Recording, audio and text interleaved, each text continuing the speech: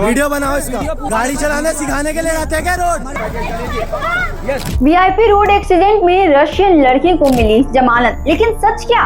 तो नमस्ते, मैं हूं आपके साथ सोनी और आप देख रहे हैं वयम छत्तीसगढ़।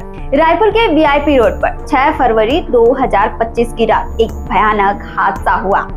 रात करीब 12:30 बजे एक तेज रफ्तार कार ने स्कूटी सवार 3 लड़कों को पीछे से टक्कर मार दी। इस एक्सीडेंट में एक युवक की जान चली गई और 2 बुरी तरह से घायल हो गए।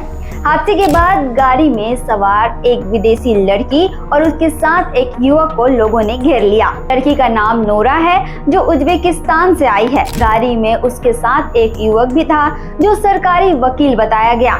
मौके पे पहुंची पुलिस ने दोनों को थाने चलने को कहा, लेकिन लड़की अपने मोबाइल की जिद पर अड़ी रही।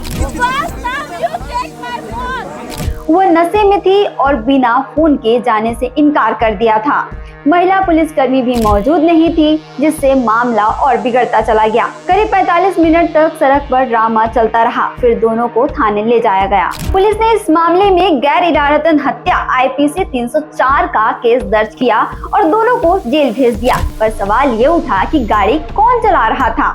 लड़की के वकील ने बताया कि फिलहाल पुलिस के पास ऐसे कोई भी पुख्ता सबूत नहीं है जिससे ये साबित हो सके कि गाड़ी युवती चला रही थी। वो तो उस रात पैसेंजर थी और उसे तो गाड़ी ड्राइविंग करना आता ही नहीं। विदेश मंत्रालय के जरिए इसकी पुष्टि की जानी चाहिए। इसके अलावा युवती की गिरफ्तारी के दौरान पूरी कार्रवाई हिंदी में हुई थी, जबकि वो हिंदी समझती ही नहीं।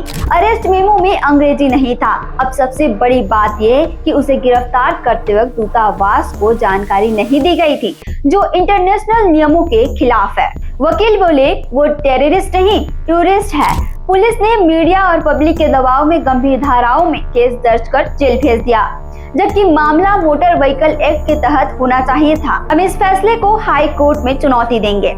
अब बात यह है कि विदेशी लड़की को रशियन क्यों कहा जाता है।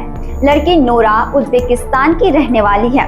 भारत में देह व्यापार में उज्बेकिस्तान, तुर्की और इस रीजन के देशों से आने वाली इन कॉल गर्ल को रशियन कहा जाता है। उनके पहनावे, गोरे रंग और शारीरिक बनावट की वजह से यही शब्द चर्चा में रहता है। इस अवैध व्यापार में दलाल इन्हें रशियन बताकर हाई प्रोफाइल ग्राहकों से संपर्क करते हैं। इस केस की जांच के दौरान पुलिस को शक हुआ कि लड़की किसी सेक्स रैकेट से जुड़ी हो सकती है। बाद में एक होटल से सेक्स रैकेट का पर्दाफाश हुआ, जिसमें 1 दर्जन से ज्यादा लोगों को गिरफ्तार किया गया और कुछ पेमेंट्स के सबूत भी मिले। लड़की भी उसी होटल में रुकी हुई थी। लड़की को कोर्ट से जमानत मिल चुकी है, लेकिन उसका पासपोर्ट पुलिस के पास है। वो भारत से बाहर नहीं जा सकती। अब देखना यह होगा कि हाई कोर्ट में आगे क्या होता है और पुलिस की जांच में कितनी सच्चाई सामने आती है। अब सवाल ये भी बरकरार है कि क्या लड़की गाड़ी चला रही थी, क्या उसे जानबूझकर फंसाया गया है, सेक्स रैकेट से उसका क्या कनेक्शन था। इन सभी सवालों का जवाब आगे होने वाले कार्रवाई में सामने आ सकते हैं। छत्तीसगढ़ से जुड़े और अपडेट्स के लिए आप देखते रहें वयम छत्तीसगढ़।